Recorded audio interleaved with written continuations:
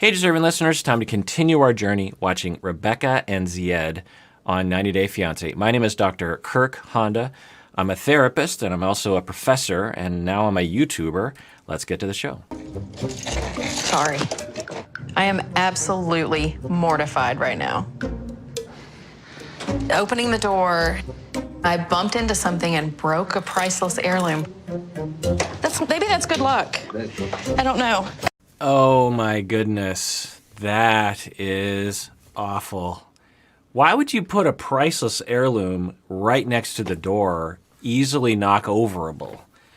I feel like that's on Zied's family for that one.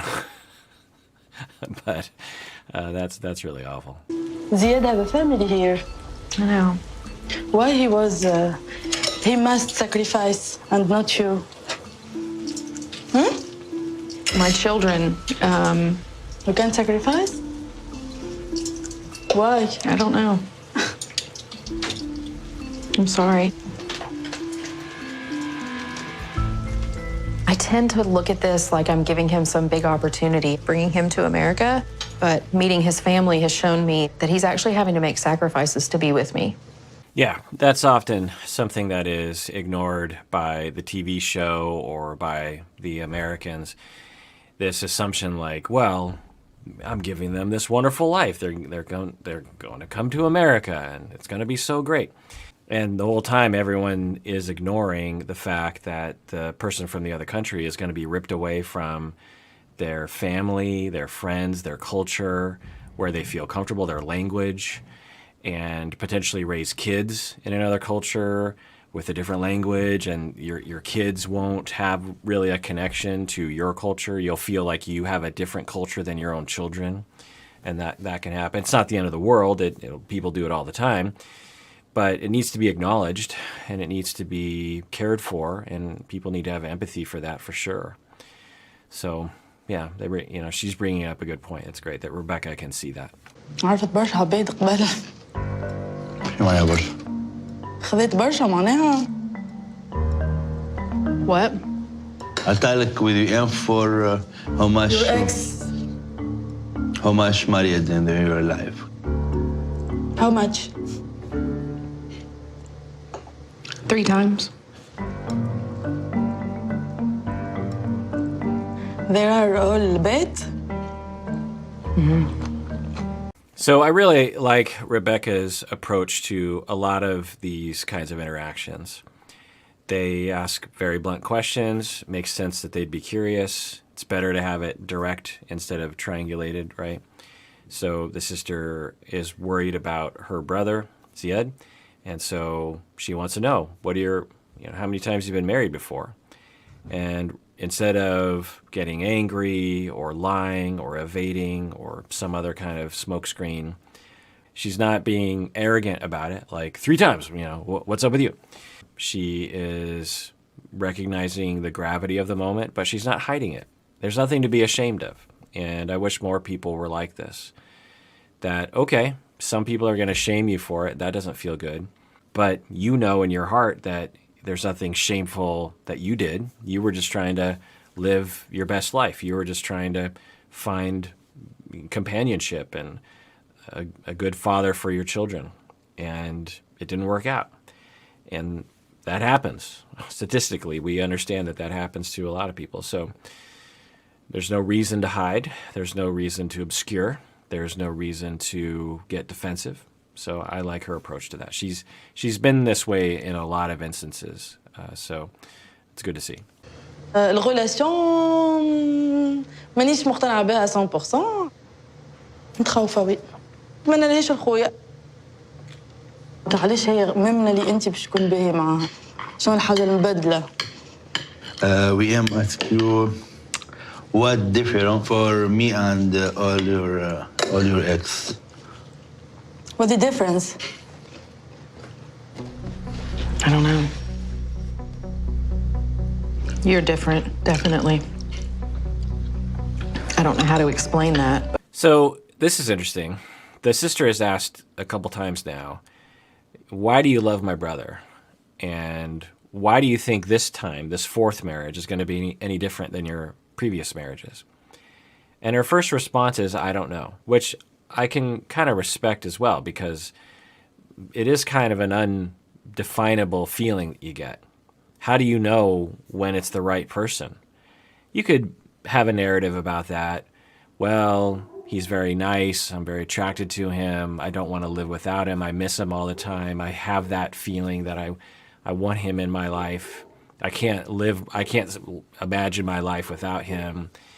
But it's a lot of unnameable feelings that you can have, right? That feeling of, yes, this is the one I want to spend the rest of my life with. I am in love. And I get emails. You might hear my dog barking. I think pizza is arriving, actually.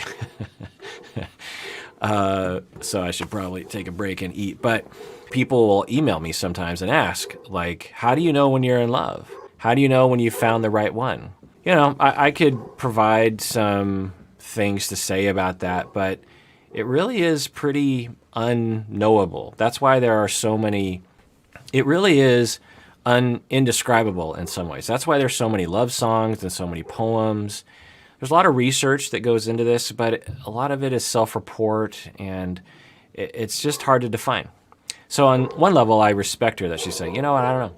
But on the other level, I wonder if she actually hasn't really thought this through.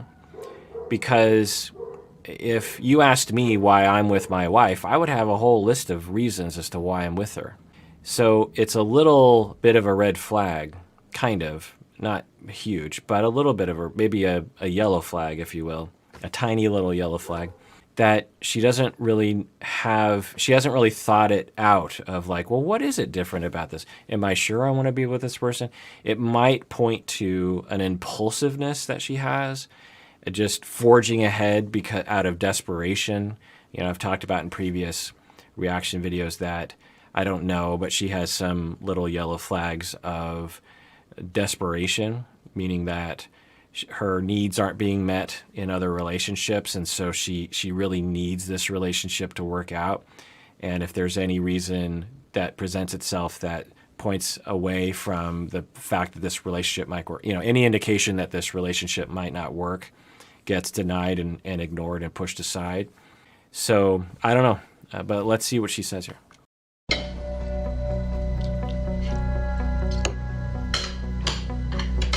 ترى تطلع انت باهية عاد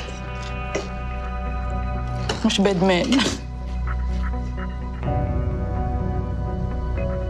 How much time you still with your ex? Before your ex? Your ex before your ex. Yeah.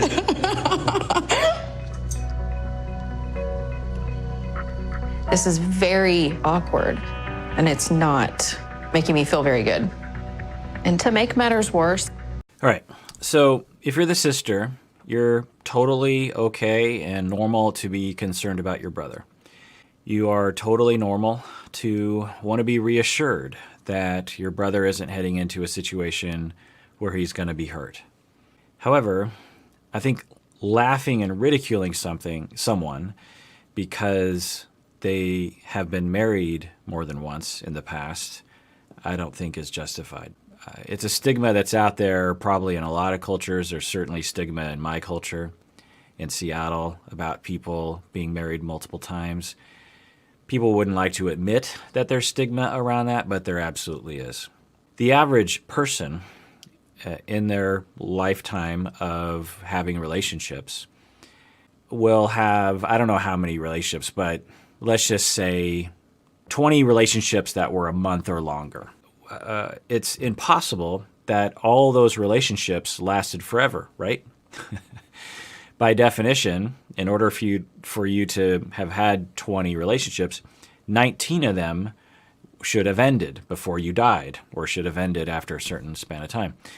And in our culture, we will say that you failed, right? I've had many failed marriages. I've had many failed relationships. When everyone has relationships that end, we don't even really have a word for it, right? The way that I like to put it into words is a relationship that ends before you die. It's such a weird way of putting it, but it is the operational definition of what some people call a failed relationship. Because, of course, a successful relationship is one that never ends, but eventually you die. One of you dies. So the relationship goes on, forever throughout your life. So if the relationship ends before you die, then it's a failed marriage. We have this idea, and if that is a failed relationship, then everyone is a disastrous failure. Now, some relationships end up being marriage relationships and some are not, right? And we tend to look at marriage relationships as meaning more than non-married relationships. Now, it's cultural, it's an idea, it's fine if that's how you feel about it, for sure. But at the same time, we shouldn't look to, like, let's say if Rebecca had not married the 3 guys in the past. They were long-term relationships, but she didn't actually get married. But they acted as if they were married. They lived together, all that stuff. Does that mean that it's less shameful that she had those relationships in the past? I think for some people, it would indicate that. To me, I don't see the logic in that, really. I don't see the logic and stigma around it at all in any way, shape, or form. People are free to live the life that they want to live. What people should be shamed for is when they purposely harm other people. You should be shamed if you do something knowingly to hurt another person. If you call someone a name when you're not escalated, right? You're just like, I'm just going to put someone down. I'm going to criticize someone. I'm going to ridicule someone for having 3 previous marriages. That is a purposeful harm and a judgment on another human being that hurts another person for no reason. If someone is about to hit another person with a bat and you push that person to the ground to prevent them from doing that, in my analogy, you have the right to do that. But if someone's just living their life and they've made mistakes that they regret and you push them down, what's that? I'm keeping a huge secret from Zied. The truth is, I'm still technically married to my ex, and Zied and his family do not know that. Now, that's another matter altogether. That is deception, and that is harm. That is willingly harming another human being by withholding information. So for that, in my analogy, Rebecca does deserve to be, judged, because she is knowingly leading him on to believe that she is not married right now by either stating that or by not bringing it up, because it's an important detail that Zied and the family would want to know. I think there are 2 things about it. One is that people tend to withhold things because they're trying to, put their best foot forward with their partners. But the other thing is that they know, or they suspect, and they're usually right, that the Zieds of the world and their family won't react well to it because they perceive legal marriage with romantic or emotional marriage. And often those things do coincide. I'm legally married to my wife and I'm emotionally married to my wife. But it looks like Rebecca is only legally married, but not emotionally married. And sometimes it takes a while to get the divorce to go through, especially when you have kids. We saw this with Georgie and Darcy, right? And that's another mistake that I think people make. Maybe it's just lack of experience with it or something, but the fact that you're still legally married shouldn't. Now, it's a red flag, and you should explain yourself. Like Rebecca should say something like, "So, I just want to tell you, Zied, that I'm still married, and I'm really sorry I didn't tell you before.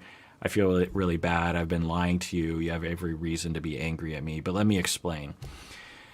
And then she proceeds to explain that she has been trying to get divorced, but hasn't been able to because of legal things. That's what I'm guessing, because unless she is legitimately still involved with him romantically, which I can't imagine. But anyway, let's continue watching. And there is something else in my past. It's totally forbidden in their religion. It may be too much for Zied and his family to handle. Okay, so she's talking about some other thing in her past in addition to the fact that she's still legally married. I wonder what that is. There's only a small set of things that I could guess at. I won't guess, but let's see what we find out.